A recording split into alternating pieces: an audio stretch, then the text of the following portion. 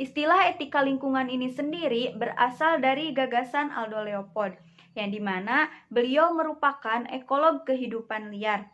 Ia mengemukakan istilah land ethics yang berisi bahwa manusia merupakan bagian dari masyarakat besar yang terdiri dari komponen tanah, air, tumbuhan, binatang, dan yang lainnya.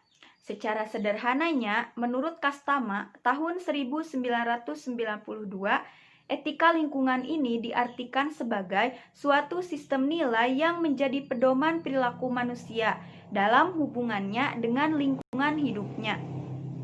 Etika lingkungan hidup ini berbicara mengenai perilaku manusia terhadap alam serta hubungannya dengan kehidupan alam semesta. Jadi, kesimpulannya, etika lingkungan atau etika ekologi ini merupakan pendekatan terhadap lingkungan yang melihat bagaimana pentingnya memahami lingkungan sebagai keseluruhan kehidupan yang saling menopang, sehingga unsurnya mempunyai arti dan makna yang sama.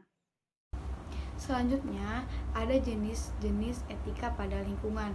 Nah, etika lingkungan ini juga disebut dengan etika ekologi. Dibagi menjadi dua bagian, ada etika ekologi dalam dan ada etika ekologi dangkal. Nah, selain itu dibagi lagi menjadi dua bagian, ada etika pelestarian dan ada etika pemeliharaan.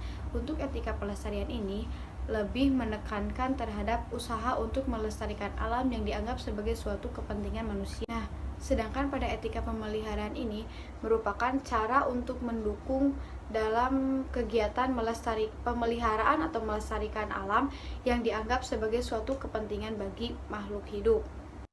Jenis etika lingkungan yang pertama yaitu etika ekologi dangkal. Nah, etika ekologi dangkal ini merupakan suatu pendekatan terhadap lingkungan yang lebih menekankan bahwa lingkungan ini merupakan suatu sarana untuk kepentingan manusia yang bersifat antroposentris. Nah, pada etika ekologi dangkal ini lebih menekankan terhadap hal-hal berikut. Yang pertama, beranggapan bahwa manusia ini terpisah dari alam. Yang kedua, lebih mengutamakan terhadap hak manusia kepada alam tetapi tidak menekankan terhadap tanggung jawabnya sebagai manusia. Yang ketiga, mengutamakan perasaan manusia sebagai pusat keprihatinannya. Yang keempat, adanya kebijakan dan manajemen sumber daya alam untuk kepentingan manusia. Yang kelima, adanya norma utama yaitu adanya untung rugi. Yang keenam, mengutamakan rencana tetapi dalam waktu jangka pendek. Nah, lalu adanya pemecahan krisis ekologi melalui pengaturan jumlah penduduk khususnya di negara miskin. Yang kedelapan, menerima secara positif terhadap pertumbuhan ekonomi. Kedua, ada jenis etika ekologi dalam yang berarti suatu pendekatan terhadap lingkungan yang lebih melihat dari pentingnya memahami lingkungan yang dianggap sebagai suatu keseluruhan kehidupan yang saling menopang sehingga semua unsur ini mempunyai arti dan makna yang sama. Nah, pada etika ekologi ini memiliki prinsip yaitu semua bentuk kehidupan ini memiliki nilai bawaan. Oleh karena itu, memiliki hak untuk menuntut penghargaan karena harga diri, hak untuk hidup, dan hak untuk berkembang. Nah, secara umum, etika ekologi dalam ini lebih menekankan terhadap hal-hal berikut. Yang pertama, manusia adalah bagian dari alam. Yang kedua, menekankan hak hidup makhluk lain walaupun dapat dimanfaatkan oleh manusia tetapi tidak boleh diperlakukan sewenang-wenangnya. Yang ketiga, prihatin akan perasaan semua makhluk hidup dan sedih kalau alam diperlakukan sewenang-wenangnya. Yang keempat, adanya kebijakan manajemen lingkungan bagi semua makhluk. Yang kelima, alam harus dilestarikan dan tidak dikuasai. Yang keenam, pentingnya melindungi keanekaragaman hayati. Yang ketujuh, menghargai dan memelihara tata alam. Yang kedelapan, lebih mengutamakan tujuan yang jangka waktunya itu sangat panjang. Di dalam etika lingkungan hidup, terdapat 3 teori yang mendasarinya. Yang pertama, ada teori antroposentrisme. Teori ini mengatakan bahwa nilai dan prinsip moral hanya berlaku bagi manusia saja, sehingga kebutuhan dan kepentingan manusia merupakan hal yang paling tinggi, sementara makhluk hidup lain, beserta alam, hanya sebatas objek dan sarana dalam mencapai kebutuhan manusia. Teori ini mengakibatkan manusia memiliki sikap antroposentrik, sehingga timbullah kegiatan eksploitasi secara berlebihan yang bisa mencemari bahkan merusak lingkungan hidup. Teori ini beranggapan bahwa tuntutan tanggung jawab manusia terhadap alam adalah hal yang terlalu berlebihan, tidak relevan, dan tidak pada tempatnya. Kedua, ada teori biosentrisme. Teori ini berdasarkan kepada kesadaran manusia itu sendiri bahwa kehidupan ini merupakan hal yang sakral, sehingga mendorong manusia untuk bisa mempertahankannya. Teori ini berpandangan bahwa semua makhluk hidup memiliki nilai yang berharga pada dirinya sendiri, sehingga terlepas dari bermanfaat atau tidaknya alam, manusia tetap harus memiliki sikap hormat terhadapnya. Sederhananya, ketika kehidupan manusia menghormati alam, maka alam pun akan menghormati kembali kehidupan manusia. Antara manusia dengan alam memiliki hubungan yang khas, di mana alam ini dengan segala isinya memiliki nilai dan harkat dalam komunitas kehidupan. Sehingga, terlepas dari tanggung jawab moral terhadap kesesama, manusia juga memiliki tanggung jawab moral terhadap alam. Yang ketiga, ada teori ekosentrisme. Teori ini hampir mirip dengan teori biosentrisme, hanya saja teori ini memiliki cakupan komunitas ekologikal kehidupan yang lebih luas, tidak hanya membahas tentang makhluk hidup, tetapi juga membahas tentang benda mati. Teori ekosentrisme ini disebut juga teori kearifan, di mana membuat manusia dengan kesadaran penuh membangun kearifan hidup selaras dengan alam. Teori ekosentrisme ini menumbuhkan manusia untuk memiliki sikap interaksi dan ketergantungan dengan makhluk hidup yang lain, sehingga manusia akan lebih menghormati terhadap alam ataupun makhluk hidup lain beserta benda mati yang berpengaruh terhadap kehidupannya. Teori ekosentrisme ini mengandung dua ranah, ada praktis, ada filosofis. Praktis ini dipraktekkan dalam gaya hidupnya sehari-hari, di mana manusia hanya mengkonsumsi sumber daya yang disediakan lingkungan itu sedikit, karena sadar bahwa sumber daya yang disediakan itu perlahan akan habis. Yang kedua, ada ranah filosofis. Ranah ini membangun manusia untuk menjadi arif atau hidup selaras dengan alam dan menganggap bahwa alam ini merupakan rumah tangga, namun dalam cakupan yang sangat luas. Prinsip ini didasarkan sebagai alat untuk pegangan ataupun tuntutan bagi manusia dalam berperilaku terhadap alam. Menurut Sonny Carap sendiri pada tahun 2002, setidaknya ada 9 prinsip etika lingkungan. Yang pertama ada respect for nature. Di sini maksudnya manusia diwajibkan untuk menghargai hak semua makhluk hidup, hak untuk berada, untuk tumbuh dan juga untuk berkembang sesuai dengan sifat alamiah dan juga tujuan penciptaannya. Manusia juga diwajibkan untuk menjaga, melestarikan, mengembangkan dan juga merawat alam, dan tidak diperbolehkan untuk merusak alam, apalagi tidak sesuai dengan moral manusia sendiri terhadap alam. Kemudian yang kedua ada rasa tanggung jawab terhadap alam atau sense of responsibility for nature. Di sini jika alam dinilai sesuai sama dengan diri kita, maka rasa tanggung jawab itu akan muncul dengan sendirinya. Seperti suatu pepatah, alam bukan warisan dari nenek moyang kita, melainkan suatu titipan dari cucu-cucu kita kelak, guna di kehidupan yang akan datang memiliki kehidupan yang lebih baik. Kemudian yang ketiga ada prinsip solidaritas kosmis. Di sini pada hakikatnya merupakan solidaritas manusia terhadap alam. Di sini bertujuan untuk mengontrol atau mengatur perilaku manusia sesuai dengan batas-batas keseimbangan kosmis, sehingga manusia memiliki suatu tujuan yang pro terhadap alam dan juga melakukan tindakan terhadap sesuatu yang dapat merusak alam itu sendiri. Yang keempat ada prinsip rasa kasih sayang dan juga cinta terhadap alam. Di sini maksudnya manusia memiliki suatu moral ataupun tindakan satu arah, di mana manusia memiliki rasa kasih sayang tersebut terhadap alam dalam merawat, menjaga dan juga melestarikan dengan tujuan tanpa kepentingan manusia atau kelompok sosial, melainkan kepentingan untuk alam itu sendiri, sehingga alam pun akan memberikan feedback positif untuk kehidupan manusia. Yang kelima kemudian ada prinsip no harm, yaitu di mana manusia tidak merugikan alam secara tidak perlu. Di sini bentuk minimal dari tidak merugikan manusia yaitu tidak mengancam atau merugikan eksistensi dari makhluk hidup, terutama dari lingkungan atau alam itu sendiri. Yang keenam, lalu ada prinsip kehidupan sederhana. Di sini prinsip kehidupan sederhana menekankan pada nilai, cara hidup, dan juga kualitas, bukan pada kekayaan, standar, sarana yang dimiliki, apalagi dalam mendapatkannya itu mengeksploitasi sumber daya alam secara berlebih.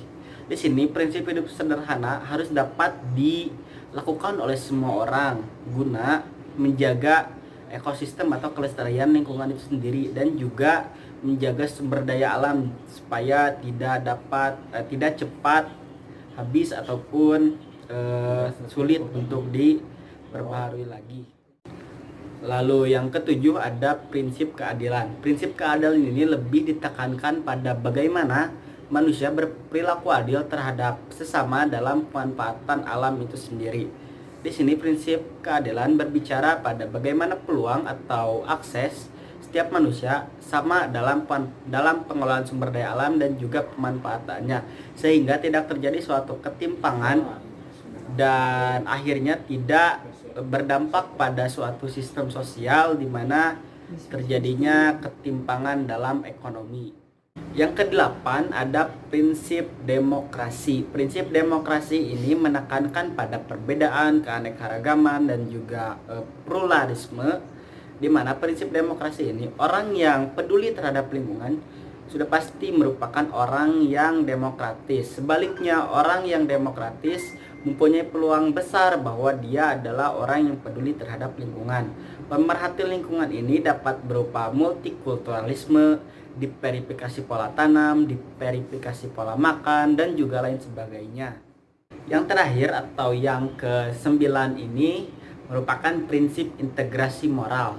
Prinsip ini ditujukan kepada pejabat ataupun pemegang kebijakan, baik itu dari pemerintahan ataupun orang yang memimpin organisasi tertentu yang peduli terhadap lingkungan, di mana misalnya orang yang diberi akses kepercayaan tersebut dalam menganalisis dampak lingkungan dapat memiliki dedikasi moral yang tinggi terhadap akses yang diberikan, sehingga dia dapat menganalisis lingkungan tersebut dengan baik dan juga tidak merugikan lingkungan itu, baik itu lingkungan fisik ataupun lingkungan non fisik. Dasar-dasar pendekatan etika lingkungan. Yang pertama, ada dasar pendekatan ekologis. Dasar pendekatan ini menekankan adanya pemahaman keterkaitan kehidupan manusia dengan lingkungan sekitar di masa lalu, masa sekarang, dan di masa yang akan datang. Dengan adanya keterkaitan tersebut, memberikan dampak terhadap keberlangsungan organisme. Dan yang kedua, ada dasar pendekatan humanisme. Dasar pendekatan ini menekankan adanya rasa tanggung jawab kita untuk hak dan kesejahteraan manusia lain atas dasar sumber daya alam. Dan yang ketiga, ada dasar pendekatan teologis, yang dimana dasar pendekatan ini menekankan atau bersumber dari agama yang mencerminkan nilai-nilai luhur atas terciptanya alam semesta dan hubungan antara alam dengan kehidupan manusia. Di sini saya akan menjelaskan tentang unsur etika atau moral lingkungan. Setiap cabang etika tentunya akan memiliki unsur lingkungan hidup sebagai pengembangannya. Nah, di sini setidaknya ada 2 unsur utama dalam menghidupkan etika lingkungan hidup yang ditawarkan oleh Velasquez tahun 2005. Yang pertama adalah etika ekologi dan yang kedua adalah etika konservasi sumber daya. Pertama adalah etika ekologi. Etika ekologi ini menyadarkan bahwa manusia bukanlah penguasa alam sepenuhnya. Dalam hal ini, perlu diubah sikap manusia yang antroposentrik, yaitu menganggap bahwa hanya dirinya saja yang pantas menerima pertimbangan moral. Akibatnya, semua yang di luar manusia ini dianggap tidak berharga dan bisa dieksploitasi tanpa kira-kira. Padahal, kita sebagai manusia yang humanisme ini tidak disarankan untuk berpikiran sama sekali mengeksploitasi hal apapun yang ada di permukaan bumi ini. Manusia ini harusnya menyadari adanya nilai intrinsik dalam tiap unsur non-manusia. bagian lingkungan yang bukan manusia itu perlu dijaga juga. Tidak masalah apakah hal itu akan menguntungkan manusia atau akan merugikan manusia itu sendiri. Selanjutnya adalah etika konservasi sumber daya. Nah, etika konservasi sumber daya ini mengacu kepada sumber daya alam yang digunakan di masa mendatang, di mana pada hal ini mempertimbangkan untuk generasi-generasi selanjutnya agar sumber daya alam tersebut tetap ada dan berkelanjutan. Kemudian, ada dua macam kepedulian lingkungan. Yang pertama adalah kepedulian lingkungan dangkal atau shallow ecology, dan yang kedua adalah kepedulian lingkungan yang dalam atau deep ecology. Kepedulian lingkungan dangkal menunjukkan perhatian kepada kepentingan-kepentingan yang sering diabaikan dalam ekonomi tradisional. Pada hal ini menganggap alam hanya bernilai sejauh ia bermanfaat bagi kepentingan manusia saja, bukan karena alam bernilai. Sedangkan pada kepedulian lingkungan yang dalam ini sudah sangat dipertimbangkan kepentingan-kepentingan bagi generasi yang akan datang, bagaimana untuk generasi yang akan datang tersebut dan seperti apa. Undang-Undang Nomor 32 Tahun 2009 tentang perlindungan dan pengelolaan lingkungan hidup.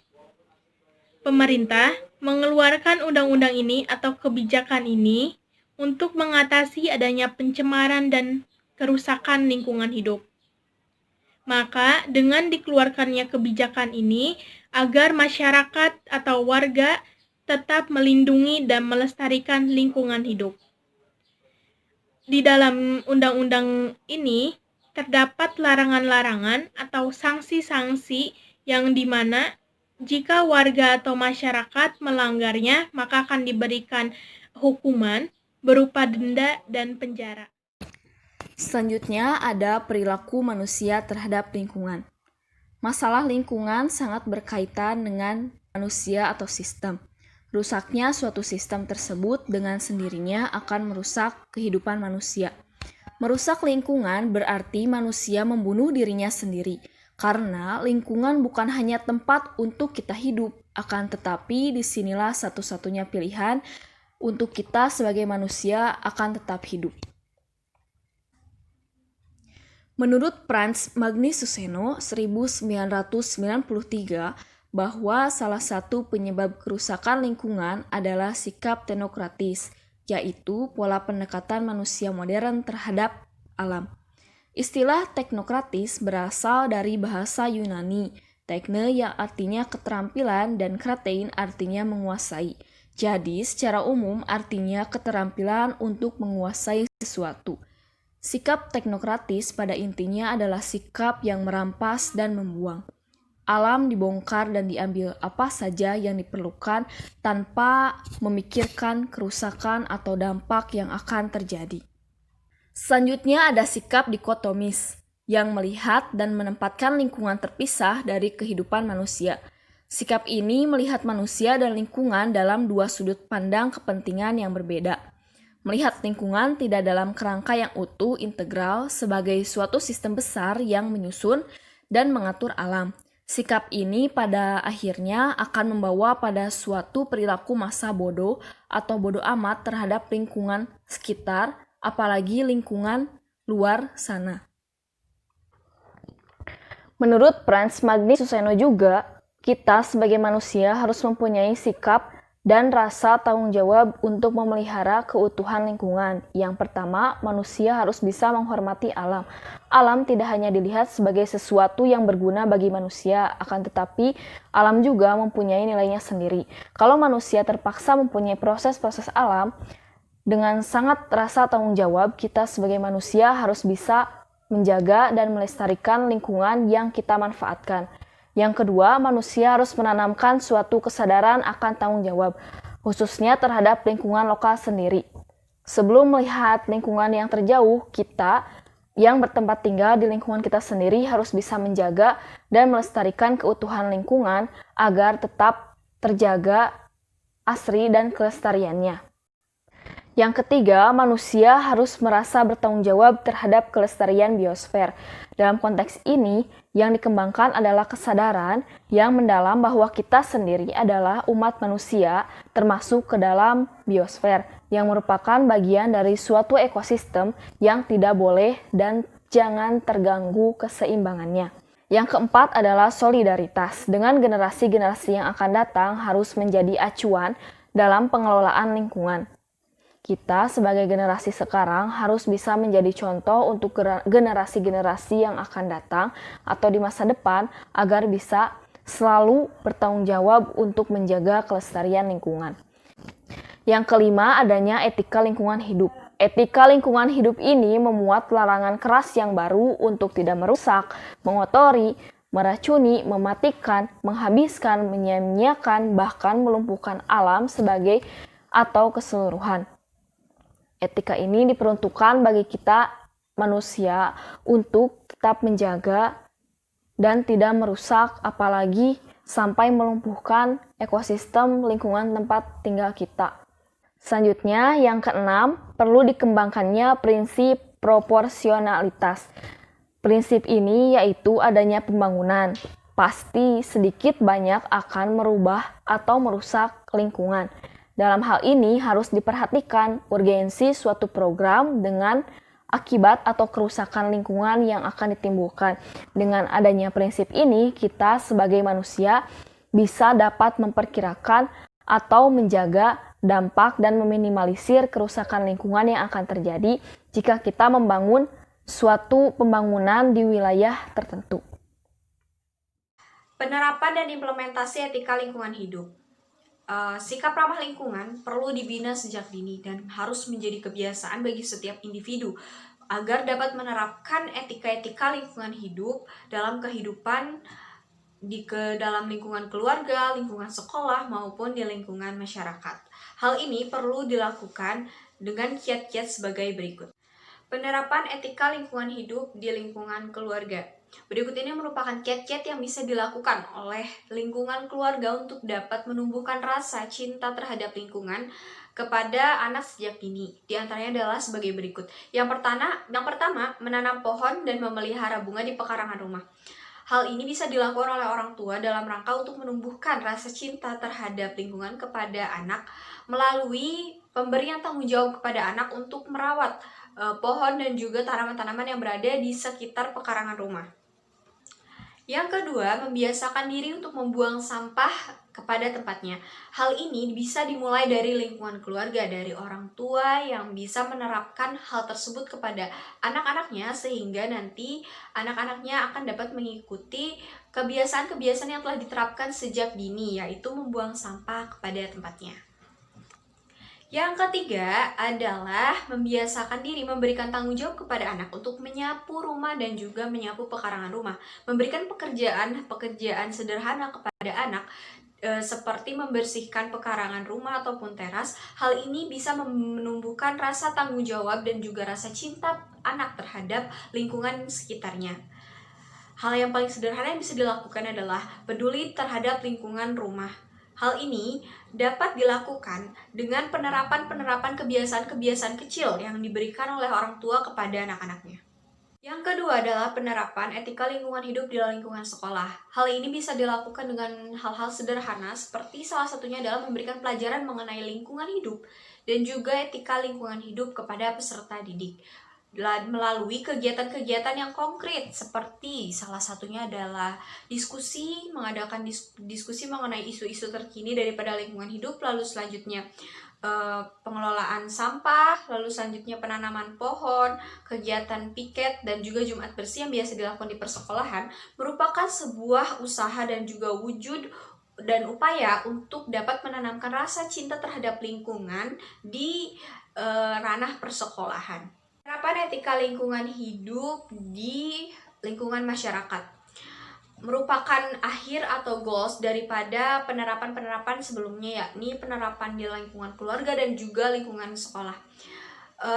di lingkungan masyarakat itu merupakan penerapan atau implementasi sesungguhnya daripada penerapan-penerapan atau pengajaran-pengajaran yang telah diberikan sebelumnya. Hal-hal sederhana pengajaran yang diberikan orang tua di keluarga, di persekolahan, pada akhirnya itu akan diimplementasikan di masyarakat melalui kegiatan-kegiatan sebagai berikut. Salah satunya adalah membuang sampah kepada tempatnya, kepada tempat pembuangan sampah atau tempat pembuangan akhir, lalu selanjutnya memilah sampah-sampah antara sampah organik dan juga anorganik di masyarakat. Lalu selanjutnya adalah melakukan kegiatan gotong royong dan juga bersih-bersih di lingkungan tempat tinggal kita. Dan yang terakhir adalah mendaur ulang sampah yang masih bisa digunakan. Jadi itu dia adalah kiat-kiat dan juga cara-cara yang bisa dilakukan untuk menerapkan etika lingkungan hidup di lingkungan-lingkungan sekitar kita seperti lingkungan keluarga, lingkungan sekolah, dan juga lingkungan masyarakat. Mari jaga lingkungan agar lingkungan memenuhi daya dukung hidup kita. Oke.